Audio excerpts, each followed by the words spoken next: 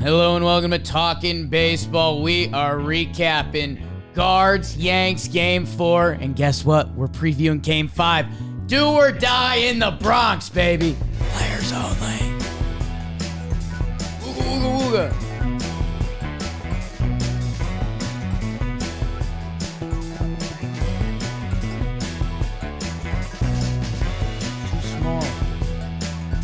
Hello and welcome to Talkin Baseball, presented to you by SeatGeek. Code JOHNBOY Playoffs. They're riding with us through the whole playoffs. And if you use JOHNBOY Playoffs, you get 10% off your next order at SeatGeek. Maybe you're going to Game 5 in the Boogie Down Bronx. Trevor, Plouffe, how are you doing, my good man? I love seeing your face. You too, BBD. You guys are studs. I'm doing great. We got a great game today. We'll preview the game that happened. But this has been an exciting series, my guy. Are you gonna burn this one? Yeah, I'll burn it quick. I got a burn ready to go. We'll get through it, and it'll be tight. It'll be tight, Beebs, because I want to know John. He was live streaming last night. He's doing babies, breakdowns, all of it. He will be live streaming with me and BBD tonight. Tune into that on Talkin' Yanks if you want to see a lot of emotion. But yeah, let's get through this game quick, so we can start talking about it and everything that's teed up for tonight. We got a new shortstop. We got pitching pass. We got all of it. So let's do it, Beebs. Why don't you hit the, Chris Rose's Guardians would hope to punch their ticket to the ALCS at home with Calvin Harris Quantrill spinning it for the Guards versus Mr. High Stakes himself, Gerrit Cole, hoping to keep the Yanks season alive. Top one, Tony Meatballs with the RBI single, scores Gleyber Torres. It's 1-0. Make it 3. Use your Manscaped, otherwise you will have a Harry Bader 2-run shot. He won't stop, Trev. It's 3-0 Yanks. But these Guardians are putting together a little rally. It was Ramirez. He gets the RBI bloop single, the Cleveland Bloops, but a little base running blunder thrown out at first to stop the rally. But the next inning, Josh Naylor gives birth to a solo shot of his own. It's 3-2 Yankees. Stanton in the 6th sacrifices himself for the team with the sac fly to left. Good fortitude by the Yankees to make it 4-2. Gerrit Cole was Gerrit Cole. 7 innings pitched, 2 earned runs. He kicks it to that Yankee pin. There's been a lot of talk down there. Clay Holmes gets it done in the 8th. And Wandy Peralta. Wow, 7-pitch save in the 9th. Yankees take down the Guardians. Good 4-2 to win 4-2 as we go to Game 5 in the Boogie Down.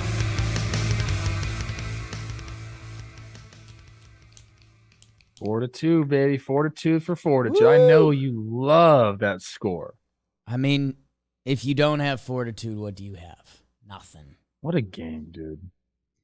It was from a Yankees fan perspective, it was, I mean, they were up. They put up a run in the first. Like, that's one of your first asks coming into any game, especially a playoff game. You extend the lead. You go up 3-0, and you've got your guy Gerrit on the mound. He got a little scary in the 3rd and 4th inning. Outside of that, I mean, he was Gerrit Cole. He locked in. The pitch count started to get up there in about the 5th, and you start, with that Yankees bullpen being thinned out, you start getting a little scared. Locked in for a couple big innings. The Clay Holmes drama, and we'll talk about that going into tonight and everything. Wandy pitching on his 3rd day, which the Yankees normally don't do that, but it is playoff season. And they get the job done, and yeah, there was, there weren't too many scary moments in this game, which for an elimination game on the road, as from a fan perspective, that's kind of all you could ask. But Trev, when you're looking at this game, where do you jump? Some nice punchbacks from Cleveland there. I like how this game started. Obviously, you guys make the change in your lineup. The Yankees put Torres at 1, Judge behind him. Torres promptly single, steals second, scores on a Rizzo single. Seems like the plan worked. I like that aspect of it. And then in the bottom of the first, Quan does the same thing. Gets on, steals second base. Now, Cleveland doesn't score, but that's a punchback, and I like that. And then you have the the Bader matchup, man. He has just owned Quantrill, basically. And there are just Yeah. times, man, where your rhythm stacks up with the pitcher's rhythm, and you just see the ball the entire way. And it's like you're dancing, but the pitcher doesn't like to dance with you, but you're dancing with him. We're dancing. We're grinding. There's some guys like that, and you can see Beta right there. I mean, first pitch breaking ball, and he is absolutely all over and smacks it. So, you as a Yankee, you get this guy for his defense. Now he's hit 3 homers in the postseason. Like that's the kind of stuff that you have to have happen. And yeah, man, we get another sac fly. Then the Naylor thing's interesting. I don't know. We kind of talked about it. He hits the homer off Cole, gets it to 3-2. 3-2.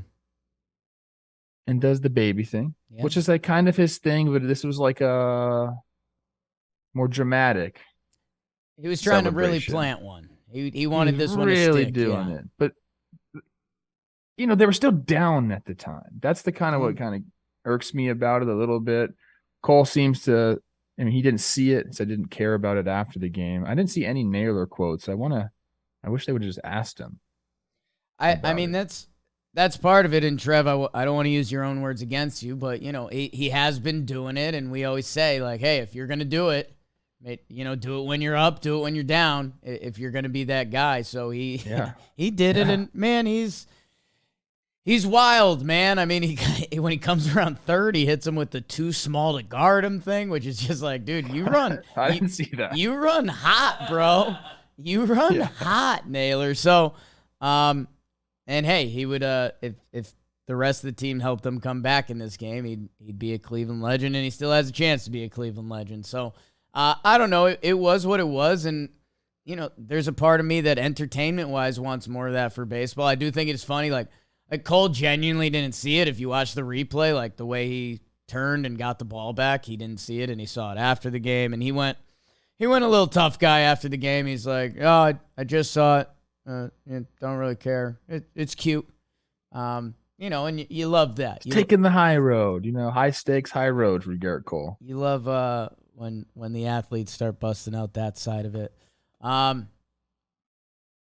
Yeah, I don't know. I mean, Jose Ramirez. I have a question about that. Can I ask you, please, about the Jose Ramirez blooper? You called them the Cleveland bloopers.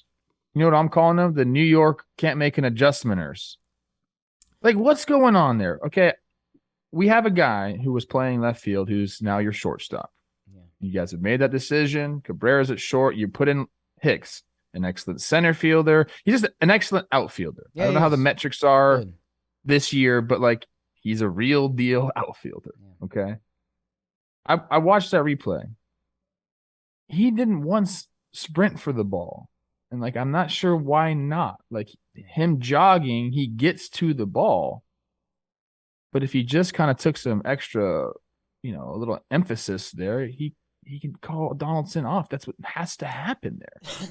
Donaldson can't go make those plays. That is one of the hardest plays you can make as an infielder, going back over your throwing shoulder towards the line. The ball is coming back the other way. It's just, that's the outfielder's ball there. I don't know why you guys are playing so deep in the outfield all the time. Yeah, that's the problem. And Jim has been hot on this, and rightfully so, especially versus lefties. Like we're not talking Jordan, or we're not talking Soto or Bryce Harper, like these guys with that opposite field juice that they can drive one off the opposite field wall whenever they want. I mean, Jose Ramirez does have that, but at the same time, on the Guardians, he's the guy that would do that to you, but it's against Gerrit Cole in a big game, and you've getting blooped and bleeped to death by these guys. Dude, you do this if he hits it over your head. Right. Like it's shown enough that you need to cover that area of the field. And like it's a lefty going the opposite way. If he hits it, if he burns you, you tip your cap, dude. Yeah. Like you take away those types of hits, and that's just usually people do that, man. When you watch baseball games, a left-handed hitter's up, that left fielder is going to be in because he's taking away those hits down the line. He's taking away, those kind of like line drive-ish fly balls that are close. Like it's because that's what happens most often. Very rarely do you get burned that way. Yeah. And I mean, it's so funny that was one of the biggest topics in Yankee land the past couple hours, days, whatever. And another one of those happens. And I don't know. I mean, I also, the world of baseball exists with bloops. And at a certain point, you're not going to stop it. And yeah, I mean, maybe, I appreciate Josh Donaldson's effort, but 36-year-old Josh Donaldson trying to hunt down those balls like a Chapman, Arenado, or even, we saw young, thick Austin Riley make a play on that. But he did. It's, that's Hicks ball. It's Hicks ball. It really is. If you go back and watch, like, I'm not really sure what happened there. If he didn't get a good read on it right away or what, but there was just never a point where he was sprinting after that ball, and I just don't know why. And yeah, there's some weird sprinting stuff in this. The announcers called out Glaber for not sprinting, which was really odd because Glaber was running pretty good to first base, and it looked like Jose Ramirez caught it. Like a lot of guys, I think there's a lot of guys in baseball that would have froze up and not run. So the fact the broadcasters were trying to make that thing, maybe it's Yankee fanness, but that was kind of making me disappointed, especially when you mentioned, Hicks on that play. And by the way, Rizzo hits a punch double in this game, and Stephen Kwan wasn't giving his damnedest to hunt that ball down. I know everyone was a little freaked out by it because it was kind of one of those check swingy type doubles, but still, like I don't know that.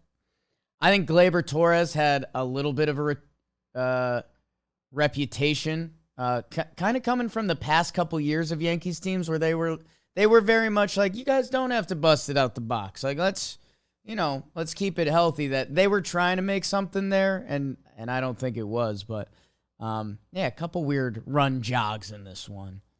You guys really have to be. I keep saying you guys. I'm sorry. Yankees have. Thank you. I thought I played well. Players only. Yankees obviously got what they wanted out of Cole. He goes 7. That makes the bullpen decisions very easy for Boone. They go Holmes for the 8th, and Peralta, who's pitched every single game this series, for the 9th. I wonder about that exposure, even though he's been excellent. But 4 times you've seen him already. So what's the plan? They get the win. Now we go Taillon. We go Savali. Yeah. But really, this is all hands on deck. Back in the Bronx. I have to say, I think the pitching advantage goes to the Guardians tonight. You tell me. So, yeah, I'm trying to think if there's anything else I want to touch on the first game. Like you mentioned, they moved Cabrera to shortstop. That's been a huge conversation in Yankee land for 48 hours to 4 to 8 months, depending how you chop it up. That happened really quick. See, back against the wall, and they finally make the move that everyone's been talking about all year, man. I don't know. It's just as good as it is icky. It's so strange. Has he been taking ground balls every day? Probably during BP, but game ground balls. He looked good last night. I don't know, man. He's smooth. It's a tough spot for the guy to be in. That's what I'm saying. It's a brutal spot. And Trev, they had another shortstop prospect they left off the roster who had been playing at shortstop the final few weeks of the season. So there's some layers on that we're happy they made the move, but it's also disgusting in other ways. So let's see. I mean, I don't want to get too far ahead, but the CS roster for them, is that going to be a shakeup? Let's win tonight. And tonight's game is brought to you by DraftKings. DraftKings, by the way, baseball playoffs, some foosball on the weekends. Basketball's coming back, Trev. NBA this week. And DraftKings is the official sports betting partner of the NBA. Any $5 bet on an NBA money line, and you will get $200 in free bets if your team wins. So find a game. It's just money line, people. They've got their same game parlays. You can boost your winnings up to 100%. Download the DraftKings Sportsbook app now and use promo code JOHNBOY. Make any $5 bet this week and get $200 in free bets if your team wins. Only at DraftKings Sportsbook with promo code JOHNBOY. Minimum age and eligibility restrictions apply. See show notes for details. Trev, like you said, Yankees Guardians game 5. They're going back to the Bronx. So let's start doing tiny checkbox along the way. You'd prefer to have that game at home. They're going back to the Bronx. It should be rowdy. They didn't get their night game on Thursday night. They got moved to a Friday day game, so it's going to be Monday night in the Bronx, do or die. Rowdy Bronx crew. You like that just a little bit for the Yankees. You still got to play baseball. Taillon and Savali. Savali, kind of a tough year. By the way, a local kid, Connecticut kid. So, okay, check mark Savali.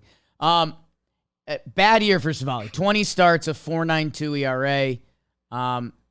Jamison Tyone on the other side. And by the way, let's see if there's any funny business with Savali, because like you're saying, Cleveland has a lot of options there. Tyone, 14-5 this year, a 3.91 in 32 games. So there's a slight starting pitching advantage. Now, it's a playoff game, and it's all hands on deck. How much of a smokescreen will Savali be? I mean, there's some people that suspect that he might not even get the ball to start, and they might do some funny business audible, which I wouldn't be shocked or surprised about. I think more so what you were alluding to. I think you give the kid the pill, and you have someone basically ready to go. And they have options, whether bullpen or do they tap in a Bieber or Tristan McKenzie? Like, is it his throw day? Will we see something like that? I think the Yankees have the advantage in the first 2 innings. They have the crowd, and that you have Cleveland not wanting to empty their tank and go to their guys who are nasty, nasty. We haven't seen Class A since that second game where he was dominant for 2.1 innings. Stefan struck out everyone he saw, and they haven't used Karinchak, who he struggled a little bit, but he can be a multi-inning weapon for him. So from those guys, I mean, you could be talking 6 innings. So I think 5 innings from those guys. Like, that's dream scenario. You get 2 from Class A, 2 from Stefan, and 1 from Karinchak. So it's getting you got to cover 4 more innings. It's getting through those first couple innings, and will it be, Henches has had a nice postseason so far. De Los Santos. They have everybody available, ready to go. So in a way, they do have the advantage. And will Bieber or McKenzie get involved? I don't know. That's what I don't know, and will be one of. They said Bieber. I remember Tito saying that Bieber's not going to be involved in the rest of this series. It's one of those things that makes sense until it doesn't. If I'm a Guardians fan and we're talking Savali taking the bump. For the Yankees, and hey, we're deep diving, but that's the time of year it is. It's 1 game left. Tyone, we saw him make his first relief appearance ever, and he got blooped, and came out after that. I like Tyone's moxie. That dude's been through stuff off the field that doesn't even compare to a big game on the field. I don't think he'll be scared at all. It's what kind of effort can they get out of him. Last year, a win-and-go-in regular season game for the Yankees, their last game of the season, on a bad ankle. He threw 3.1 shut, I think, or 3.11 earn. You're looking at, I think the comparison would be Syndergaard for the Phillies. When Syndergaard threw 3 innings, I think if the Yankees have a little lead and he looks good, they can push him further than that. If not, behind him, Jonathan Loaizaga, watch for him to be kind of their 2-inning go weapon. He's looked like their best reliever. Lou Trevino hasn't emptied the tank in this series. He can be a potential close multi-inning guy. Clay Holmes, the Yankees are making him their closer. He's got to be available. I think Wandy will be ready to go. The dude's nails. He's pitched 3 straight days, like you said, every game in the series. Probably with less leash and, definitely targeting Naylor. He's been the Naylor guy.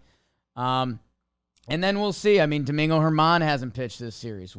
He'll probably be ready to go if JMO looks rough that first time through the lineup. Nestor Cortez Jr. is kind of a la Bieber. Will they tap into him? Will they tap into Bieber? I think you're right. The later this game gets, the more the advantage goes to the Guardians pitching-wise. In the zoo, with the Yankees making some lineup changes, I don't know. With laid all that out there, Trev, and what does it say to you? I think the team that scores first goes for the jugular right away.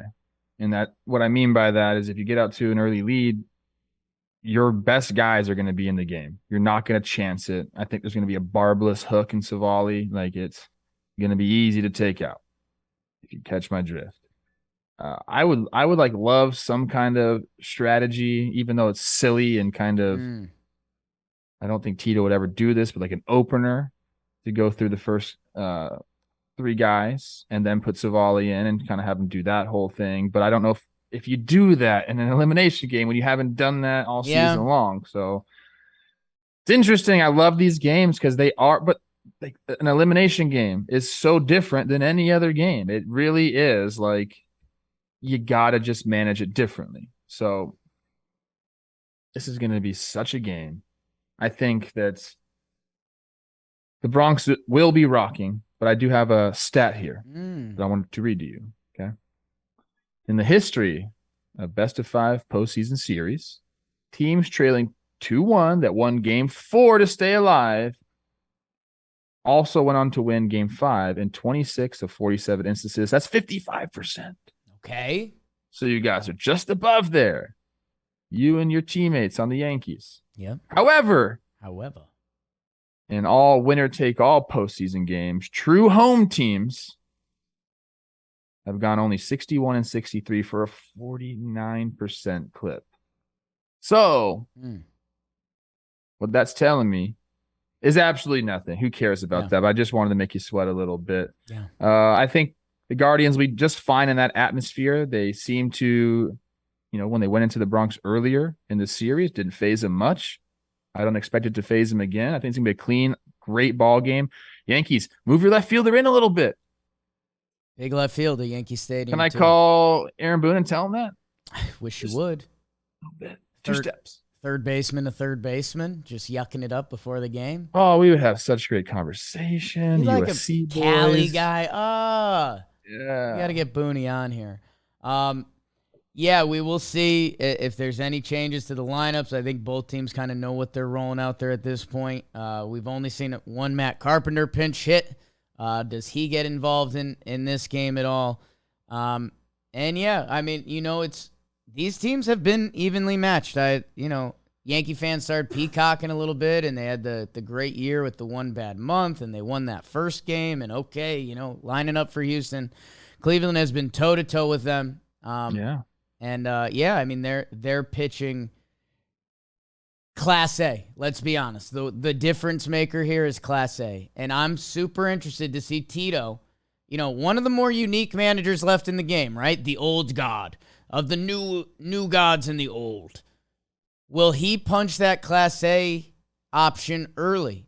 Does he view Class A as the guy that needs him to get to the finish line, whether that's in the 7th inning? Or will we see almost a Buck Edwin Diaz situation where, hey, if they have a lead, if it's a 3-2 game, will they go to Class A in the 5th or 6th to try to get everything they can get out of them to shut the Yankees down and maybe stretch out the lead and then go to a Stefan or something like that? I don't know. I'm interested to see how they operate because if you're Tito, say it's a tie game in the 5th inning and it's time to go to the pen. Would you rather go down with Stefan Karinchak? Or do you want to throw the Class A card out there and then he becomes useless if the Yankees say hit that 2-3 run homer? I don't know. It's the stuff that comes into a big game like this that I'm interested to see when the Guardians go to and what buttons they press. And I don't think Clase will be a guy that comes in high leverage middle of the game. I think he will pitch the 8th and the 9th inning. Okay. Regardless of what's going on. I mean, there's maybe a situation where they've went through Stefan and Karinchak and a couple other guys and they need him to put out a fire like in the 6th or something. Maybe. I was looking to see what's the longest he's been out there this year. And in the regular season, he never pitched more than 1 inning. Nope. And his highest pitch count was 23. But his 2 playoff games he has. Yeah, so it's very interesting. Like, how is he going to respond to that much usage? I think he's going to be fine, but he's not used to this. Trev, that's a completely different routine. You want to know the secret? What's up, dog? He's young, dude. Oh. He's 24, man. If we were talking about us getting out there and trying to get an extra inning, like, this kid doesn't care. Don't put me and you in the same category. That's just both not athletes. You're right. I guess I'm younger and healthier. You're in the gym so much. All right, yeah, so 33 pitches, and that was game 2. Yeah. Oh, he's had plenty of time to rest. Yeah. Even he's going to be full full tilt, old guys man. like us will be ready to go. He might throw 5 innings. I don't know. He's going to be full tilt. Yankees' best bet, and this sounds really dumb, but is to get up early, get the crowd going. Because Because if you get behind these guard dogs, man, and Stefan and Class A, it could be 4 innings. It could be the final 4 innings. You compared them early on to those old Royals teams. Jim threw it out there recently. If they are up 3-1, good luck. That's what we used to say about that team. They had the bullpen. It was like you had to beat the starter. And then you weren't scoring any more runs once that bullpen came in. You knew that. So it's a good comparison. And that's where this first inning, man, the Bronx is going to be going absolutely nutty. And if it is Savali, I guess that's the part that's why Yankee fans are calling funny business. Savali had a bad year. If you're the Guardians, it would be really tough. It would be really, really tough to come out of that first inning down 2-0 with Savali. And that's where, you said it. Do you go opener or do you even mix in something else? Because that it doesn't feel right. It doesn't feel right. But at the end of the day, if Savali went out there and gave you 3 shutty, it would almost feel like you won the game. So I don't know. Tune in with us tonight. We'll be live streaming again. Hearts on the line, on camera. Always a good time. I'm reading into this now. Savali hasn't pitched since October 5th. Talking 12 days ago. Yeah. This is interesting. What's Tito conjuring up over there? He's got his kettle. It's October, so he probably has a costume on. He has a costume. Brewing up a witch's brew. It's whiskey. Yeah. It's whiskey. No, what it is? What's Southern mead? Boys. When you put whiskey in beer, basically poison. What? Someone did it to me at a college bar. We were okay. That's Boilermaker. Yeah. Don't do that, guys. Yeah. Bad idea. Been there. What's your prediction? I mean, I'm Yanks. I like the Yankees, and it's a biased pick. I think, especially even if it is a reliever, say they said Stefan's getting the start. We're trying to get ahead of this. We want to get that early lead. You're still putting a guy in an uncomfortable situation, a reliever to start in the Bronx. And I think they are going to go Savali. I think they're going to try to sneak an inning and a half out of him. If I'm the Guardians, I believe in players so much, and I'm obviously not as tuned into their organization, but if it's Tristan McKenzie's throw day, and he was going to throw 30 pitches in the bullpen anyways, wouldn't you rather that? So I don't know. That's the stuff we're going to find out in the next couple hours, and we're going to do a Talkin Yanks pregame show over on that channel, and that's where the live stream will be as well. So who do you got? When did Tristan McKenzie throw? Saturday?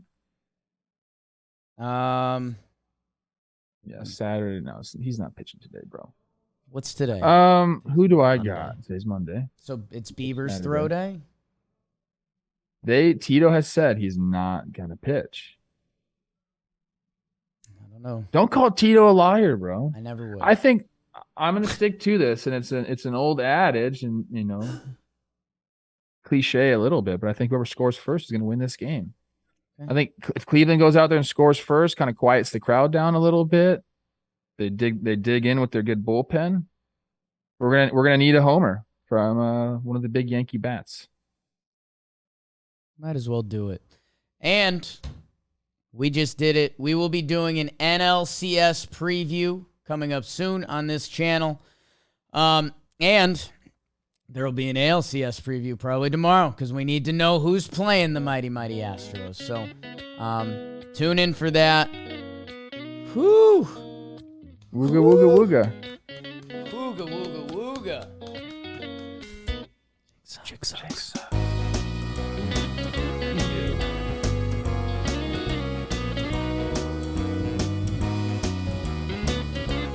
Baseball today. Chris Rose and Trev. Great show.